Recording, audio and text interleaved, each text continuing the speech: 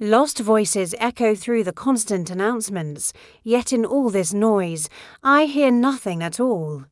It's like standing in the middle of a crowded station, surrounded by the clamour of arrivals and departures, but the one voice you're listening for is gone. The world is full of sound, but empty of meaning. In one corner of this loud world, a newborn's cry fills a building with joy, a sound of pure, unadulterated life. At the same time, in another home, the walls seem to weep as someone leaves forever, a silent, heartbreaking departure. Life and death, joy and sorrow, all happening at once, often just a few streets apart. Imagine a pure life and an innocent home, two eternal companions wandering through this city of light. They are intertwined, a soul and its sanctuary, navigating the complexities of modern existence. They are the ideal, the dream we all chase. But the city is also a place of chaos. In the middle of laughter and noise, the sound of distant thunder goes unheard. We race so caught up in our celebrations and distractions that we don't notice the storm gathering on the horizon. The omen is known only when the bolt strikes, and by then, it's often too late. My first greeting is always with the end. It's a strange way to see the world, isn't it? To see the conclusion in every beginning. But it's a constant reminder that every path, no matter how grand, slowly wears away. Every new chapter is also one step closer to the final page. It teaches you to appreciate the journey. Look up at the sky. The moon rises each night in a new disguise, a sliver, a crescent, a brilliant full orb. Yet, with all its transformations, it cannot wipe away the stains of its own beginning, the cosmic collisions and ancient dust that formed it. Our pasts are like that, always a part of us, no matter how much we change. Many people live sheltered in life's comforts.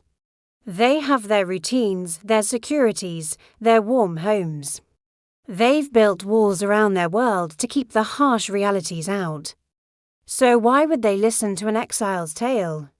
Why would they want to hear stories of hardship, of loss, of a life lived on the fringes?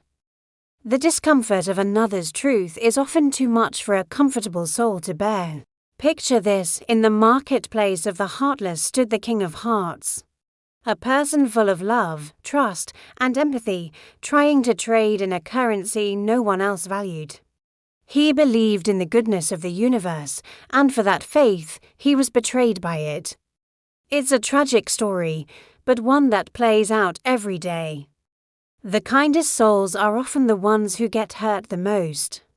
So, where is the darkest corner of the city of light? It's not in the unlit alleyways or abandoned buildings. It's hidden in plain sight. If you seek it, you might find the formless creator hiding there in silence. The deepest truths and the greatest powers are often found not in the noise and brilliance, but in the quiet, overlooked shadows. We often glorify cleverness, but a victory earned by cunning is no victory at all. It's a hollow win, a trick that leaves you with nothing of real value. True success is built on integrity. Remember, luck stays only for a day, it never lingers long. You can't build a life on chance. You have to build it on character. And speaking of character, or the lack of it, you may hide a blade beneath the shawl of love. You can wrap your ill intentions in sweet words and kind gestures. But you don't need to deceive me. I can see through the facade. And you know what? I can die laughing, even if I'm poisoned by the hatred in your hand. Because living an authentic life, even if it leads to being hurt by a fake one, is a victory in itself. This brings me to a hard-learned lesson: better a noble enemy than a small-minded friend. An open opponent is predictable. A petty friend is a constant source of poison. It's better to keep a grateful dog by your side than a treacherous ally. Loyalty is a treasure, and betrayal is a wound that festers. Think about the servant who spent a lifetime in devotion. He gave everything, his time, his energy, his loyalty. Yet all that service couldn't erase even a single spark of envy and spite from the hearts of those he served. It's a heartbreaking reality that sometimes your goodness can't change another person's bitterness. It's a reflection on them, not on you. The path to our true selves is never easy. He who cannot walk the thorn-laden path will never reach the place where his destiny lies. The greatest rewards are found on the other side of the greatest challenges. If you shy away from the pain, you also shy away from your own potential. Every scar is a lesson, every struggle a stepping stone. Have you ever really looked at a henna leaf? Have you seen its wounded heart? To create beauty, it must be crushed. It crushes itself only to bloom as someone else's adornment. It's a powerful metaphor for sacrifice. Sometimes we have to break ourselves down to build something beautiful for others or even for a future version of ourselves. Think of the stones of Jafflong, a place of stunning natural beauty. A tale of sacrifice breathes in those stones. They are worn down by the river, carried away, and then they vanish in devotion, rising again as a palace for kings, as part of something grand and enduring. Their individual identity is lost to become part of a greater legacy. Now let's talk about trust. A raging bull and a selfish brother often strike without warning. They are forces of nature, driven by instinct and self-interest. Trusting either is a grave mistake. The proof of their nature always arrives when their own interest is at stake. When the choice is between you and them, they will always choose themselves.